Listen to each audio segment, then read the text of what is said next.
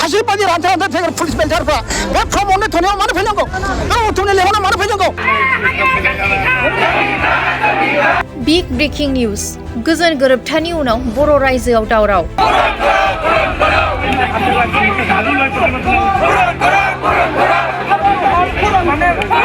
आरो जोंनो बे कम्पानिखौ नाङा आरो जिबनावबो जाहोथारा आरोखि गोजोननि बिटिआर सरकाराव दुंहाव थासारि बेनो नामा बर' रायजोनि गोजोन गोरोबथानि गोदै फिथाइया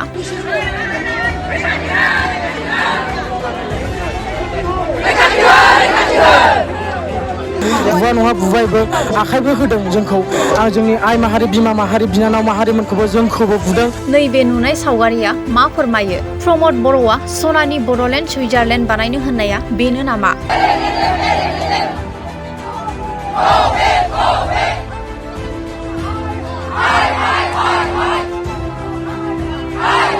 बतझर महकुमानि सिङाव थानाय थिपखाय फाग्लि झरा गामिनि थागिबि रायजो राजाफोरा गोख्रों खुद्रिसारनाय दिन्थिफुंदों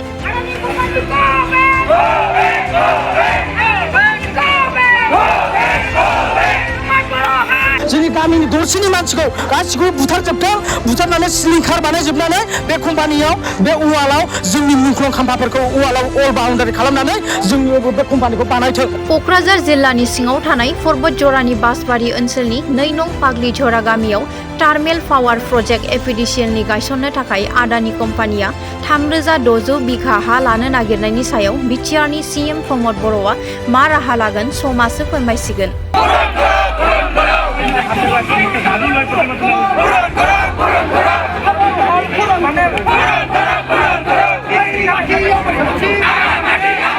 दिनैनि जाथाया बेनो जाबाय दे मैयाबो पुलिसफोर फैबाय जोंखौ अयथासार खालामबाय नारा नाथा बुबायबो बुवा नङा बुबायबो आखाइबो होदों जोंखौ आरो जोंनि आइ माहारि बिमा माहारि बिनानाव माहारिमोनखौबो जोंखौबो बुदों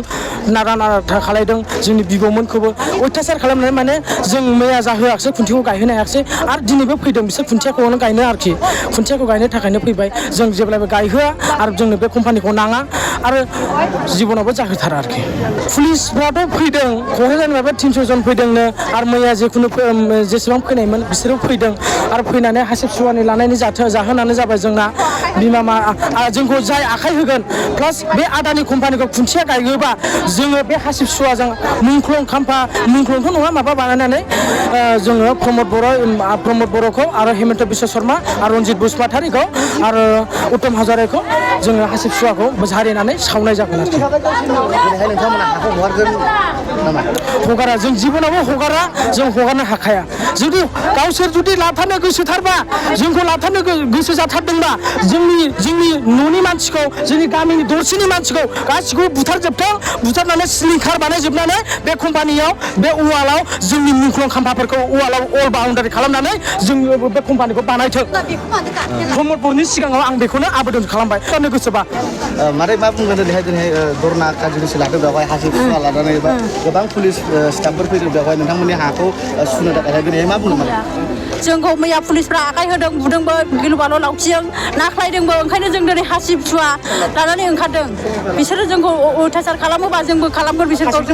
हासिबजों बुगोन जोङो बिसोरो सुवा नांनानै थैथों बिसोरो जोंना हासिबा बन्द जायखौ फैबाय सुवा नांनानै थैगोन हासिब बायदि रानथा रानथा थैगोन पुलिस बेलथारफ्रा बे प्रमदनि थनायाव मानो फैनांगौ बे उथुमनि लेवानाव मानो फैनांगौ